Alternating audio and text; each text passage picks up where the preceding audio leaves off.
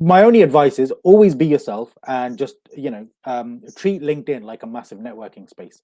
So have conversations, talk to others, treat others like you would treat them in real life, have those real-time conversations, and I think everything kind of grows from there. When you start trying to be too formulaic or too salesy or too to try to be something you're not, it becomes incredibly obvious and apparent kind of thing. So Yeah, always be yeah. yourself. My advice. I think that's a brilliant analogy. Looking at it as a sort of in-person networking space, I think is a really good way, because you don't just stand and talk to somebody in a networking space about your business. You talk to them about crisp sandwiches, and Yeah. so there's and maybe that's a way that going back to Anna's question, we can make it less corporate, less formal, and actually be a space where we build relationships and we build trust. Yeah, absolutely. I mean, don't get me wrong. We, at some point, we have to sell. We have to tell people what we do for a living. Yeah, But if that's the only thing you have done, you haven't built up the cliche of the know, like, trust factor.